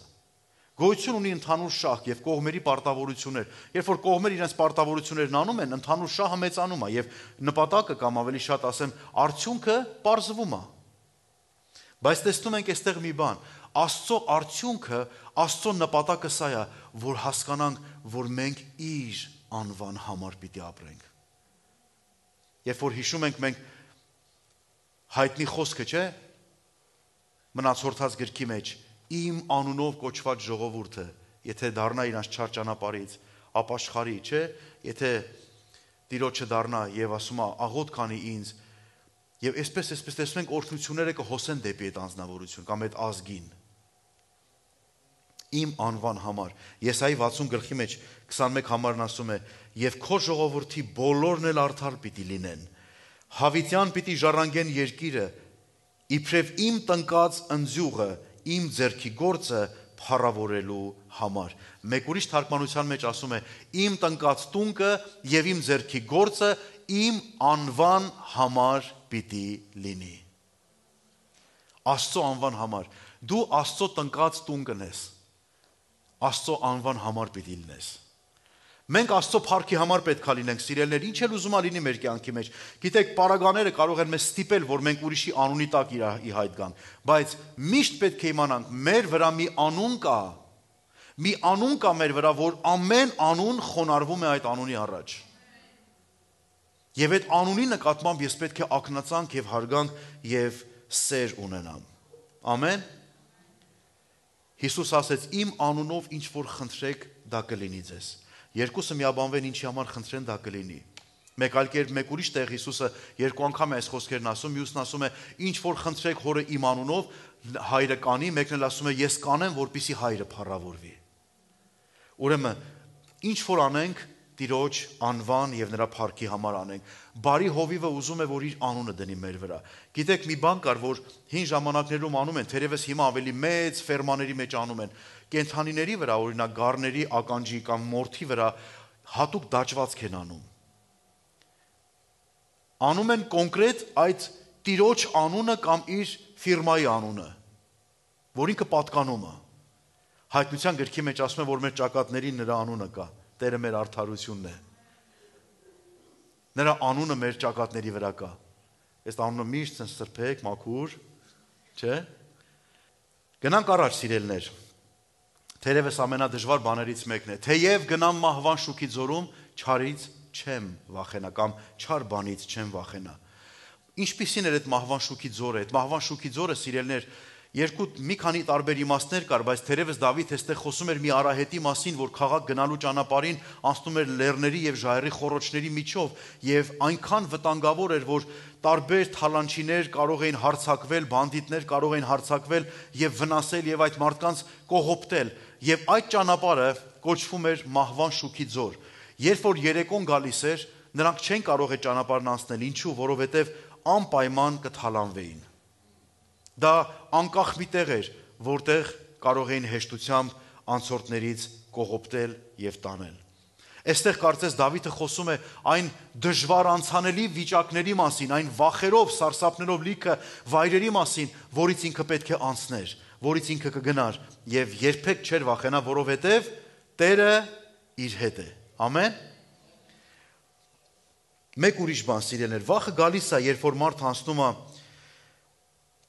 աշխարհից դեպի մյուս աշխարհ։ Մահվան անցումը։ Երբեմն մարդիկ վախենում են մեռնելուց։ Ես ձեզ ասեմ, սիրելիներ, երբեք մեռնելուց պետք չի վախենալ։ Դրանից հետո պետք է մտածել։ Որտեղ մարդիկ մտածում են, այ որ հիմա մեռնեմ ուր կգնամ։ Նրանք ովքեր գիտեն, ստեղից արդեն իրանք ինշուրանս եղած են։ Իրանք գիտեն իրանց հետ ինչա լինելու։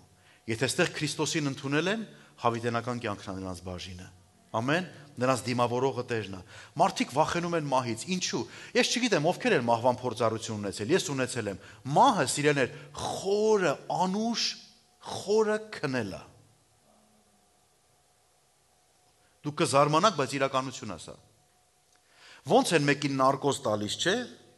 Նարկոզ գիտեք, չէ՞ ինչ է։ Երբ որ քննացնում են, որ վիրահատություն անեն, չէ՞։ Անաստեզիա են անում։ Երբ որ դնում են, ասում են անունը 10, կամ ասում են եկեք արի հաշվենք իրար հետ։ Դնում են, ասում են 1 էլ չկա։ Եվ երբ որ ձեզ անաստեզիայից հետ են կանչում, ոնց որ խորը քնից հանեն։ Ճիշտ եմ ասում։ Ես այդպես եմ եղել։ Մի քանի անգամ։ Մահից պետք չի վախենալ։ Մահի ժամանակ ադրենալինը այնքան է բարձրանում, որ մարդիկ ցավել չեն զգում։ Կարող են ձեռու ոտնել կտրել կամ չգիտեմ ինչ անել, մարդիկ կարող է չզգանել։ Ինչու, որտեղ ադրենալինի այնպիսի մեծ քանակություն է սկսում մարմնի մեջ առաջանալ, որ ցավազրկում է իր մարմինը։ Կողքից նայողի համար սարսափ է, բայց մեռնողի համար այդքան շատ զգացում չկա դրա մեջ։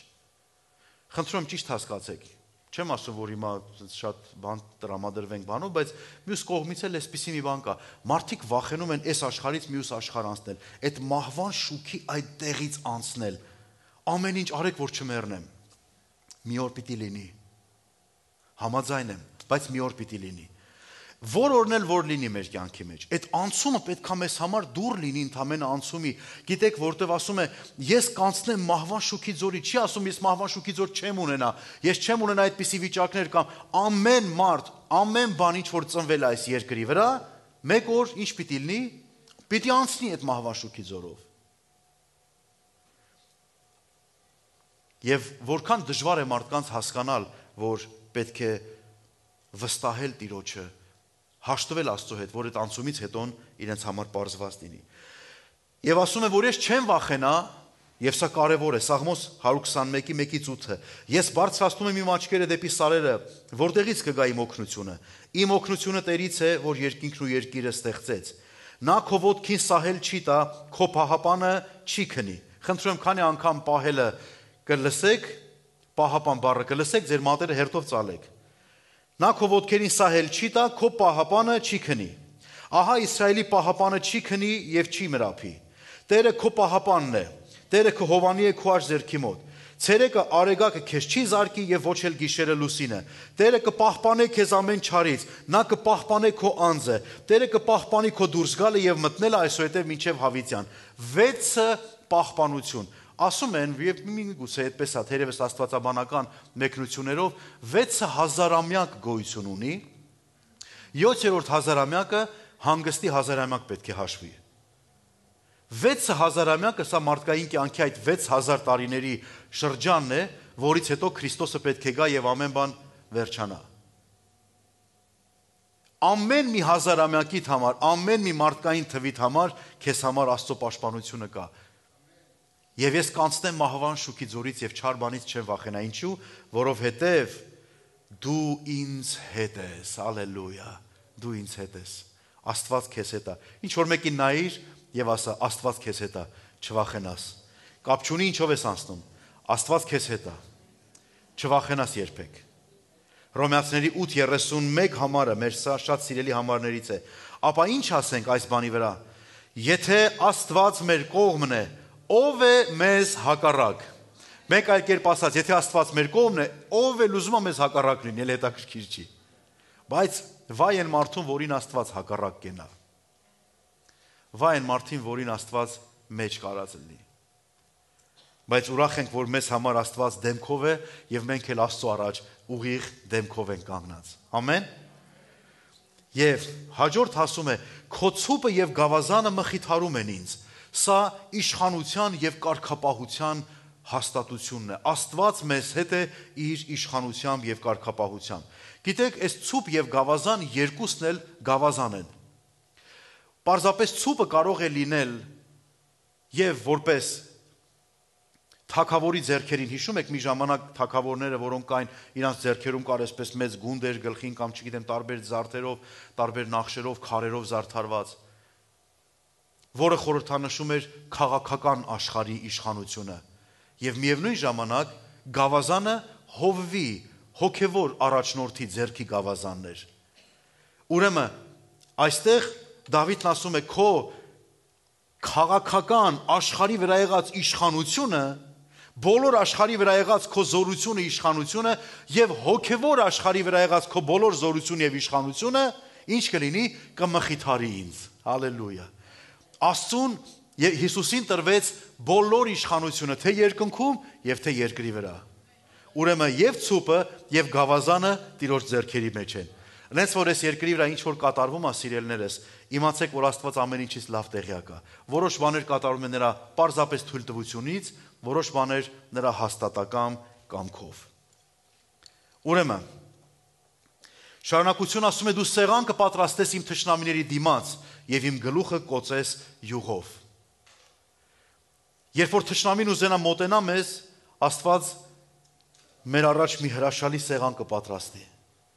Եվ այդ սեղանը ինձ ու քեզ համար միայն եւ միայն Աստծո վերաբերմունքն է, սիրո արտահայտությունն է։ Եվ սատանան ինչքան էլ ուզենա մոտենա, նա կզգա, որ Աստված քեզ սիրում է։ Նա չի կարող հանդգնել գալ Աստծո դրած սեղանից ինչ որ բանի կպնի կամ քեզ կպնի։ Սաղմոս 26:5 եւ 6 համարն ասում է. Ես ատում եմ չարերի ժողովքը եւ ամբարիշտների հետ չեմ նստում։ Լվանում եմ ձեռքերս անմեղությունով եւ քո սեղանի 4 կողմը պտույտ եմ տալիս, ով Տեր։ Հալելույա։ Սիրելի քույրս, եղբայրս, Աստծո սեղանի 4 կողմը պտույտ տուր։ Մի օր մի եղբայր ասեց, նստած ենք, ասեց, «Էս ինչը կտակ, այն ինչը կտակ»։ Մի հատ ուրիշ եղբայր վեր կացավ եւ գնաց, իր ուզածը վերցրեց, հետ եկավ նորից նստավ, կերավ։ Հետո ուրիշ բաներ ուզում, որ էլի հեռու էր, վեր կացավ նորից գնաց, նորից վերցրեց, բերեց դրեց եւ կերավ։ Կողքից ասեցին, «Ախպեր ջան, չես հելնում, մի անգամից ասա մենք կտանք քեզ»։ Ասեց, «Չէ, ես Դավիթի նման եմ ասում։ Քո սեղանի 4 կողմից պիտի ուտեմ»։ Ուրեմն սիրելիներ, մենք կարիք ունենք այդպես Տիրոջ սեղանից օրհնվենք։ Մի տեղից մի կեր։ Մենակ մի առիթը մի օգտագործի, մի հատ կիրակին մի կեր։ Ինչքան առիթ կա, որ Աստված իր զավակներին հավաքում է իր ներկայության մեջ, այդ առիթից օգտվի, որտեղ դա քեզ համար միայն օրհնություն է։ Եվ ասում է գլուխս յուղով ես օծում։ Սա Աստծո ընտրությունն է իր համար։ Նրան, որին Աստված ուզում էր, որ իր համար ծառա եւ անոթ լիներ, նրան օծում էր։ Եվ Սաղմոս 23:5-ում այսպես է ասում. Դու իմ առաջին սեղան ես պատրաստում իմ թշնամիների դիմաց, դու իմ գլուխը օծում ես յուղով, իմ բաժակը խիստ լիքն է։ Ժողովող 9:8 ասում է հանդերձներդ միշտ սպիտակ լինեն եւ գլխիդ յուղը չպակասի։ Չլինի մի օր, որ դու Աստծուն չպատկանես։ Քո գլխի վրա թող միշտ Աստծո յուղը լինի։ Գիտեք, յուղը խորհրդանիշն էր, որ սա հատուկ է ինձ համար։ Որտեւ հատուկ օծվում էին 3 անձնավորություններ։ Առաջինը օծվում էր թագավորը, երկրորդը օծվում էր քահանան, երրորդը օծվում էր մարգարեն։ Ասում է չլինի թե մի օր գա քո կյանքի մեջ, որ գլխիդ յուղը պակասի հանկարծ։ Չլինի թե մի օր դու Աստծուց կտրվես, չլինի մի օր քո օծությունդ վերջանա։ Ամեն բան արա, գնա Աստծո ներկայության մեջ, ասա Տեր, զգում եմ, որ կորում եմ, յուղը թարմացրու գլխիս վրա։ Ինձ օծիր նոր յուղով, քո թարմ յուղը թող գա իմ գլխի վրա։ Որտեվ սատանան հենց դրանից է վախենում, այդ օծությունից։ Օծված մարդ նշանակում է մարդ, որի հետ է Աստված։ Սա է նշանակում օծված մարդ։ Մարդ, որի հետ Աստված է։ Եվ եթե Աստված քեզ հետ է, սատանան վախենում է այդ օծությունից։ Ամեն։ Եվ մոտենում եմ ավարտին, սիրելիներս։ Իմ բաժակը խիստ լիքն է, այսինքն մինչև բերանը լիքն է։ Մենք կարող ենք այստեղից մի քանի դաս վերցնել։ Միգուցե նա ասում էր, որ այնքան շատ է, որ կբավականացնի նույնպես իմ ընկերներին, իմ եղբայրներին։ Գիտեք, ես երբ որ կարդում եմ Աստվածաշունչը, փորձում եմ դրանց մեջ գտնել իմ կյանքը, փորձում եմ հասկանալ դա ինձ ինչ է տալիս։ Եվ երբ որ կույսերի առակը կարդում էի, 10 կույսերի առակը, այնտեղ գրված է ոմանք հիմար էին, ոմանք իմաստուն։ Պատճառն չէր, որ իրենք կույս էին։ Պատճառն էր, որ իրանք սխալ էին վերաբերվում 5-ը եւ ճիշտ էին վերաբերվում մյուս 5-ը։ Խնդիրն ինչ էր։ Տեսեք, ասում է, որ գնացել էին, բոլորն էլ ամաները լցրեցին, գնացին, բոլորն էլ միաժամանակ լցրին ու գնացին։ Այն 5-ը, որոնք իմաստուն էին, ավել վերցրեցին, որ մարդ ես հանկարծ կարողա փեսան ուշանա։ Նրանք, ովքեր մտածում են, էսա աղբեր, Աստված ուզում է, էսա չի ուզում, էսա, այսքան ժամանակ եկավ, իրանը կլնեմ, չեկավ, չեմ լնի։ Գրված է, որ փեսան ուշանում էր եւ յուղը վերջացավ։ Նրանք դարձան իմաստուններին ասեցին այդ մնացած 5-ին. մեզ ձեր յուղից տվեք։ Եվ ինչ ասցին, ոչ, գնացեք եւ առեք։ Չլինի թե հանկարծ մերն էլ քչանա։ Չլինի թե մերն էլ վերջանա հանկարծ։ Այսօր մի ժամանակ է հասել, սիրելի քույրես, եղբայրես, որ առաջի հերթին դու պիտի մտածես քո անձի համար, քո հոգևոր կյանքի համար։ Երբեմն մարդիկ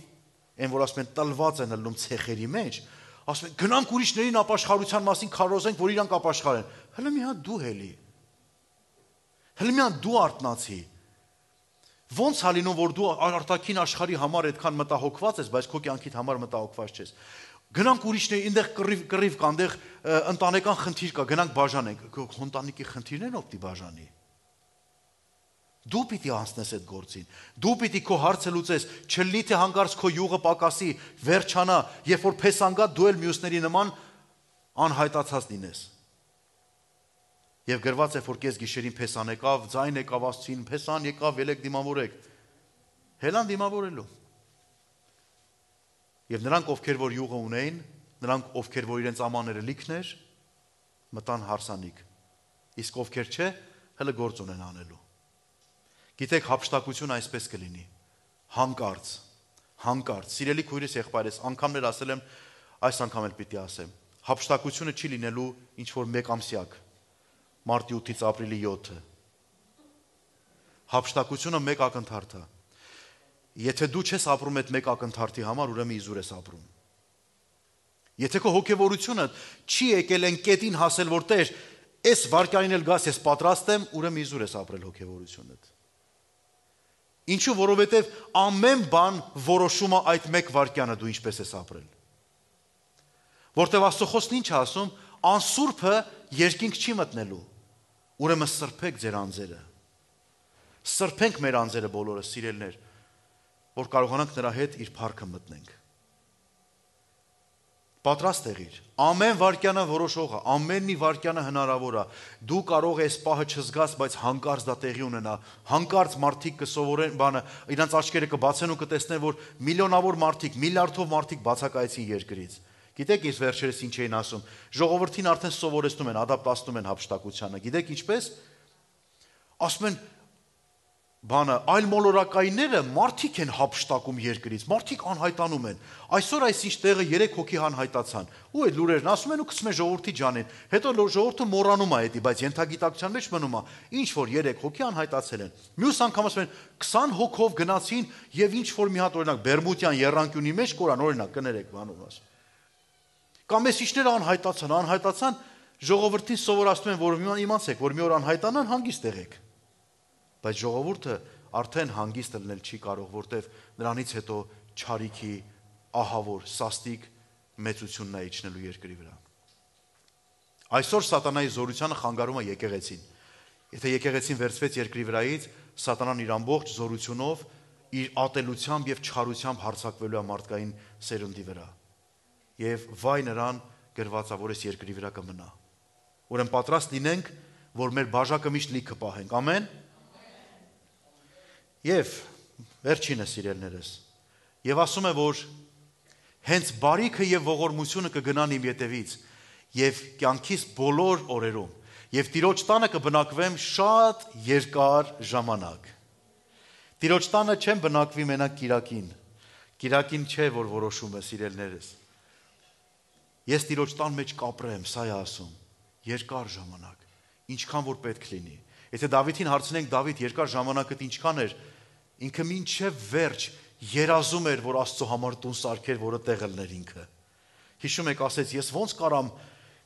ես վրանների, բանի պալատների մեջ եմ, Աստծո տապանակը վրանի մեջ է մնացել։ Գնան տուն սարքեմ, Աստված ասեց, դու չես սարքի։ Քո տղան Սողոմոնը կսարքի տունը։ Քո ձեռքերը շատ արունոտ է։ Սիրելիներ, Դավիթը պետք է այդ երազանքը հայտներ, որ ես երկար ուզում եմ մնամ Աստծո տան մեջ։ Ես վստահաբար գիտեմ, բոլորիդ պատասխանը գիտեն, բայց եթե դուք ձեր տներում նստեք, այսպիսի հաղորդակցությունները, այսպիսի խոսքերն ու պատգամներ չլսեք, հաստատ շատ բան պակաս կլինի ձեզ համար։ Բայց եկեք մեր սիրտը պատրաստենք Տիրոջը, Տեր, ես ուզում եմ երկար մնամ քո տան մեջ, այնքան մինչև որ դու վերադառնաս։ Ուրեմն Տերը իմ հովիվն է։ Ամեն։ Եվ ինչ էլ քո կյանքի մեջ լինի, իմացիր, մի հովիվ կա, որը քո կողքն է քեզ օրհնելու համար։ Եկեք խոնարհենք մեր գլուխները նրա առաջ։ Մի պահ մեր միտքը, մեր էությունը բացելով նրա առաջ ասենք, Տեր, կներես ինձ, որ շատ անգամ քո տեղը ուրիշ հովիվներ են նստել։ Խոսքս հոգևոր առաջնորդները չեն։ Խոսքս առաջնորդող որոշ բաներն են, որոնք որ մեզ տեղ չեն հասցրել։ Կներես, որ ուրիշ իշխանություն է եկել քո աթոռին։ Կներես, որ ես եմ նստել քո աթոռին։ Ես եմ որոշել ինչ պիտի լինի իմ կյանքը, ինչ պիտի անեմ։ Բայց Տեր, ես աղոթում եմ, որ այսուհետ դու վերադառնաս եւ ինձ որպես մի գառնուկի վերառնես քո ձեռքերիդ մեջ։ Եվ եթե մոլորվել եմ, եւ եթե որևէ տեղ հեռացել եմ, եթե շփոթվել եմ, եթե սատանան ինչ որ մտքեր ա տվել եւ ինչպես որ ասեցի օրինակի մեջ, ինչ որ մի ворդ ճիճու սկսել աշխատել մտքերի մեջ, Տեր, խնդրում ենք, որ քո խնամակալությունը, քո օրհնությունը լինի մեզ հետ։ Շնորհակալ եմ քեզ։ Դու մեր բարի հովիվ, մենք փառք ենք տալի քեզ, որ այսպիսի հրաշալի Տեր ունենք։ Շնորհակալ ենք քեզ, որ դու մեր մեղքերի եւ հանցանքների համեմատ մեզ չես պատժում, այլ անverջ ողորմությունովդ այցելում ես մեզ։ Նորից մեր մեջ բացում ես այդ հիանալի խոստումը, որ դու մեզ հետ ես։ Եթե անգամ դժվարությունից էլ անցնենք, եթե անգամ խնդիրներից էլ անցնենք, եթե անգամ ծայրահեղ վիճակներից էլ անցնենք, ընտանեկան, անձնական, ներքին, աշխատանքային, շրջապատ, հարազատ բարեկամություն, ինչ էլ որ լինի, դու մեզ հետ ես։ Սիրելի բարի հովիվ, խնդրում ենք առաջնորդիր մեզ։ Շնորհակալ ենք քեզ։ Հալելույա։ Կարող ես Տիրոջ ասել, Տեր, դու ես իմ հովիվը։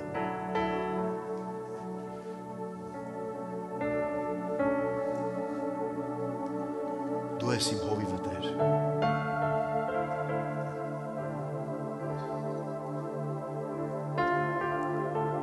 Շնորհակալ ենք քեզ, որ դու մեզ առաջնորդում ես։ Շնորհակալ ենք, որ դու մեզ տանում ես քո սրբության մեջ։ Շնորհակալ եմ։ Տեր, մեր ձեռքից բռնիր։ Մի նայիր մեր կամակորություններին, մեր ձեռքից բռնիր եւ առաջնորդիր մեզ։ Քո արդարության ճանապարհների մեջ տար մեզ։ Սովորեցնում ես ապրել քեզ հետ, սովորեցնում ես լինել քո ներկայության մեջ, սիրել քեզ հետ ապրելը, Տեր, գնահատել քո արած գործը մեր մեջ։ Հալելույա։ Միասին կարող ենք Տիրոջը օրհնել եւ ասել. Տերն է իմ հովիվը, կարիք չեմ ունենա։ Տերն է իմ հովիվը, կարիք չեմ ունենա։ Նա կանաչ տեղերում հանգիստ է տալիս ինձ, ու տանում հանդարտ ջրերի մոտ անձիս հանգիստ տալիս։ Իր անվան համար առաջնորդում արդարության ուղիներում, թեև գնամ մահի շուքի ձորի մեջ, չարից չեմ վախենա, որովհետև դու ինձ հետ ես ով իմ Աստված, քո սերն ու գավազանը մխիթարում են ինձ։ Դու սեղան ես պատրաստում թշնամիներից դիմաց, գլուխս յուղով ես օծում ով իմ Աստված, ու հիմա իմ բաժակը խիստ լիքն է։ Տերն է իմ հովիվը, կարիք չեմ ունենա։ Նա կանաչ տեղերում հանգիստ է տալիս ինձ, ու տանում հանդարտ ջրերի մոտ անձիս հանգիստ տալիս։ Իր անվան համար առաջնորդում արդարության ուղիներում, թեև գնամ մահի շուքի ձորի մեջ, չարից չեմ վախենա, որովհետև դու ինձ հետ ես ով իմ Աստված, քո սերն ու գավազանը մխիթարում են ինձ։ Դու սեղան ես պատրաստում թշնամիներից դիմաց, գլուխս յուղով ես օծում ով իմ Աստված,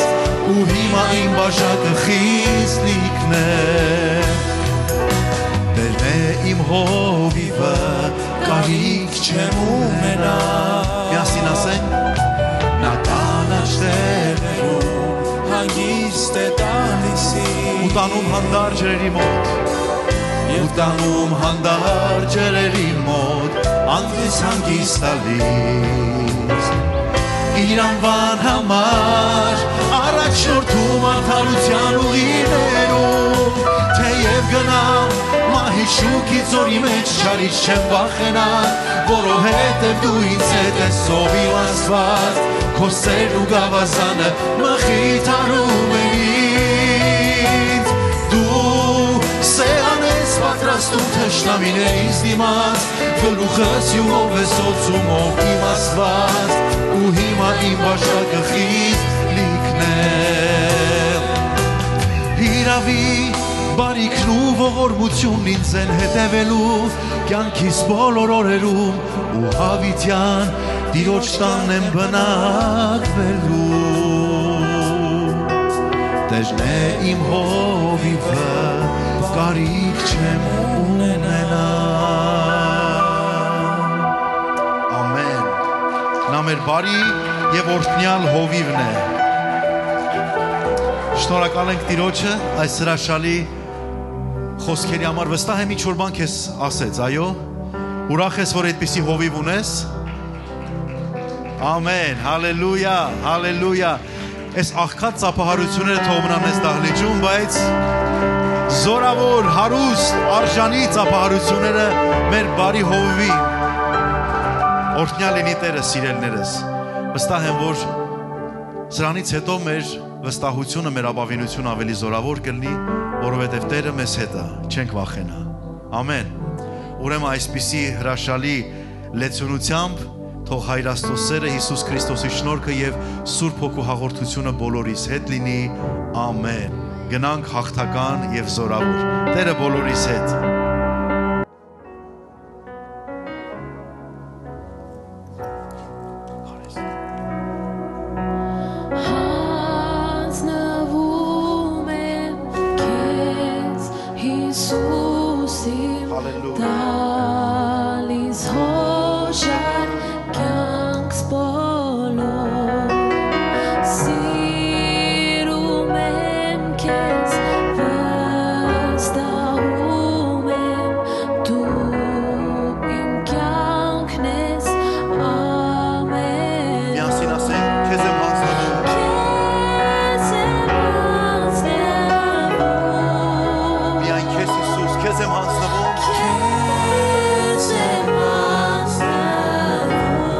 Առանց պայմանի Տեր, անպայման